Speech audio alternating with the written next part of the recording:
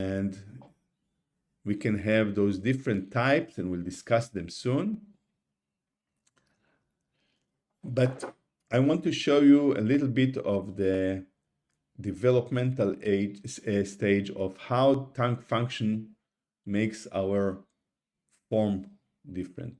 And these photos are taken from Brian Palmer. His website is on this list of the second slide that I showed. And what we see here is how the palate follows the shape of the tongue. And why does it happen? Because the tongue is shaping the palate during the swallowing process. The tongue is pressed against the palate, pushing the food or the bolus backwards, and the forces from the tongue are molding the soft bones of the embryo and then the child into the palatal shape. And on the other hand, we have these palates, these very high palates that are not following the shape of the tongue. And these are very common in a tongue tie.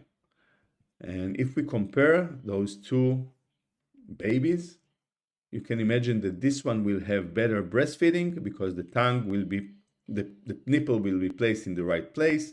The tongue will hold it pressed against the palate, and he will not compensate by chewing with his gums or will not swallow too much air. On the other hand, imagine this baby being fed. There is so much gap here, so much air that he will swallow when he's feeding. He will need to do a lot of compensations in order to have the nipple in the right place. He will press with his gums. He will use his cheeks to do a huge pressure on the nipple.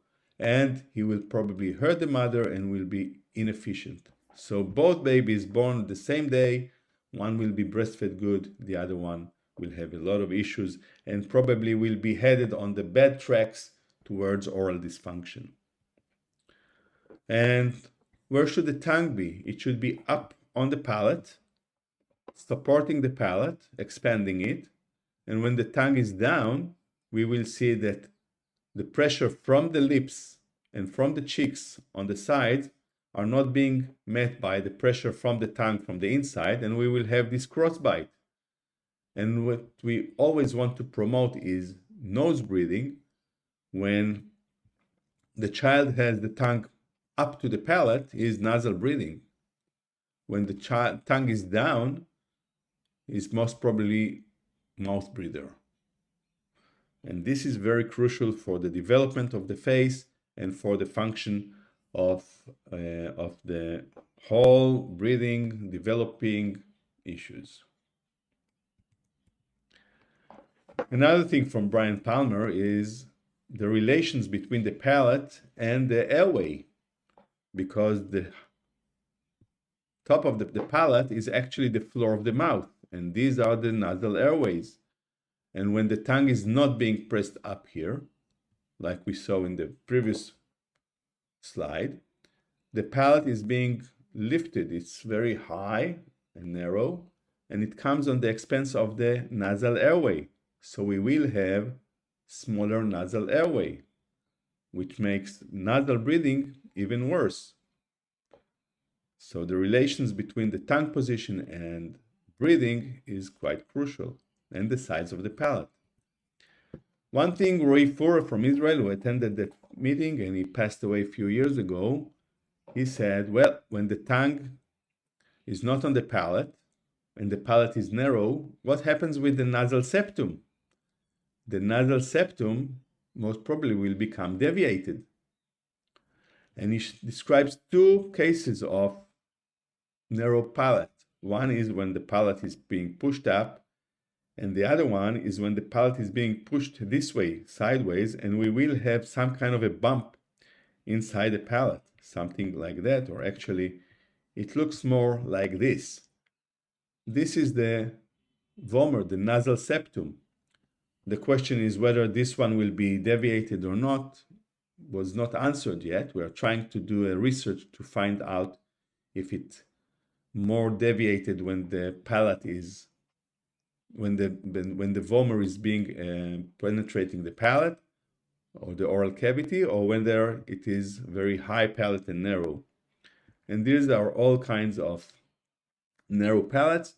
And today, with the 3D scan that we are doing on our newborns, we can, this is a 3D, we're using a dental 3D scanner. We will be able to follow up and see how the growth of the palate is growing following good function.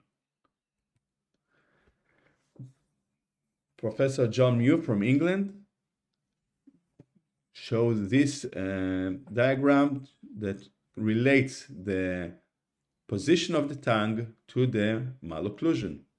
If the tongue is pressed up to the palate and it can distance the molars, we have an ideal occlusion. When it is a bit lower, we will have some crowded wisdom teeth. When it's getting even lower, we'll have upper and lower progressive crowding. And when it is being bitten by the teeth, we will have all kinds of malocclusions. When the tongue is so restricted that it is on the bottom of the mouth, we will probably get a class 3 relations because the tongue will push the lower jaw forward. And years ago, I didn't treat those with the type 3, class 3, angle class 3, because I said, well, they will always show their tongues, and they will say, once when he was a newborn, Dr. Botzer released the tongue, and maybe since then the tongue is going downwards. The lower jaw is going forward. And since then, several articles were published showing the relations between a tongue tie and a class 3 malocclusion. So today, the sooner you can release the tongue and have the tongue rest on the palate, the better.